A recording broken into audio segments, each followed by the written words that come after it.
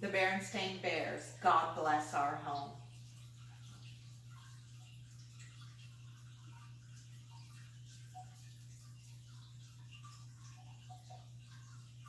The Bear family, who lived down a sunny dirt road deep in bear country, loved their treehouse home.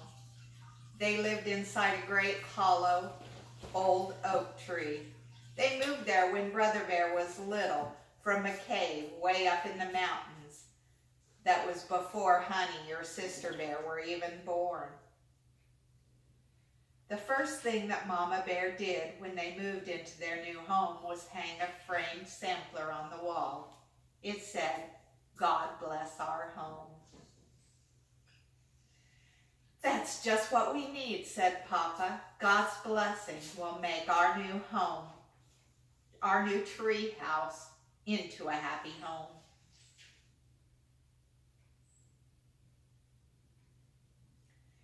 At first, the tree house had just a living room with a kitchen downstairs and 2 bedrooms upstairs. When Sister was born, she shared a bedroom with Brother. There was an attic nestled in the tree's thick upper branches, too. But the attic soon filled with all the bears' extra stuff. Their chests of old clothes, unused baby carriages, and old-fashioned record players and radios. The treehouse quickly started to seem a little cramped for a growing family.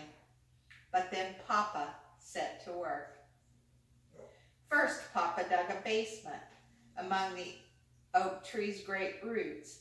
That gave them plenty of room to store all their things. Later, he built a garage for their car right next to the house. But Papa soon began to use the garage for his workshop and began to park the car in the driveway again. All in all, the treehouse was a fine place to live. The thick wood of the tree trunk kept them warm in the winter. The spreading oak leaves above them kept the house shady and cool in the summer. Brother and Sister loved to lie in bed in the evening and fall asleep to the sound of crickets and katydids in the branches outside. In the morning, they woke to the sound of a mockingbird singing his copycat song at their open window. The bear's treehouse made a home for other creatures, too. A woodchuck dug his burrow under the front step. A family of chipmunks made their home in the woodpile. A pair of sparrows nested in the birdhouse out back, and swallows built their nest of mud in the rafters of the garage. Papa had to duck when the swallows came swooping in to feed their babies, but he didn't mind.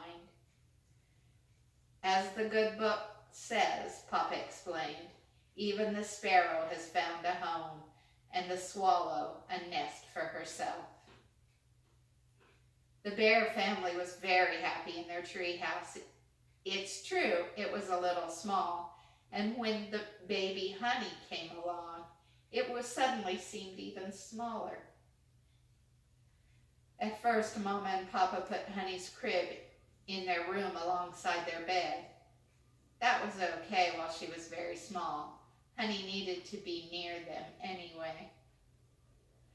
But when Honey started to grow, it wasn't so fine. She started climbing out of her crib in the middle of the night and crawling into bed with Mama and Papa. She would sleep between them sideways and kick them in the stomach. Mama and Papa weren't getting enough sleep.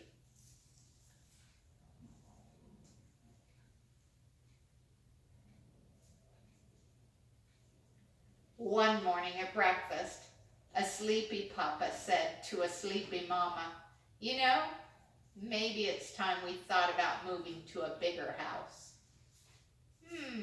Said Mama, half asleep. "Maybe you're right." But Brother and Sister overheard them. "Move to a bigger house," they both said. "No way, we love our tree house."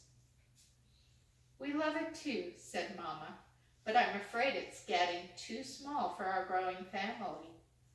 Honey really needs a room of her own. And there is no garage for our car," added Papa. "I've been parking in the drive for years now. and when it snows, I have to shovel it out every time. But there must be a way to make more room and keep living right here, said Brother. Yes, agreed Sister. We just need to put on our thinking caps. Maybe you're right, said Papa. We could probably make more room somewhere. Let's look things over and see, suggested Mama.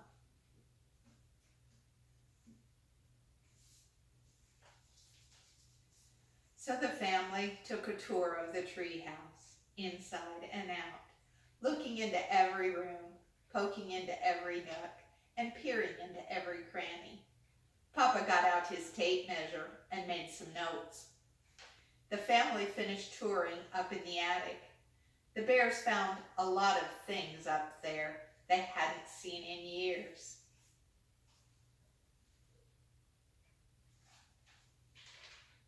Look, said Mama, here's my old trumpet from the Bear Country High School marching band. She put it to her lips and blew a few notes. I wonder if I can still play Carnival of Venice. She tried it out. Brother and Sister put their hands over their ears. Mama, they said, please. I think I know what to do, said Papa as they trooped down from the attic. I can enlarge the basement and move some things down there from the attic. Then I can divide off part of the attic into a little room for Honey. That would work nicely, said Mama. What about the car? Simple, said Papa. I'll just build a shed onto the side of the garage and park it there. That will keep the car out of the snow. Yay, yelled the cubs. We can stay in our tree house. God bless our home. The next day, with the cubs' help, Papa set to work. They dug and carried and sawed and hammered and sanded, plastered, painted, and cleaned like a family of busy beavers. Finally, after many days of hard work, it was all finished. Honey had a room of her own, and the family had a place to sleep at night, too. Honey had a room of her own, and the family car had a place to sleep at night, too. You know, said Papa as he looked over the brand new old home, this isn't a bad place at that. Not bad, said the cubs. It's the best little place in the whole wide world. Yes, said Mama, and above all, it is our home, sweet home. She pointed to the old frame sampler on the wall. May God always bless our happy home. Grandma loves you.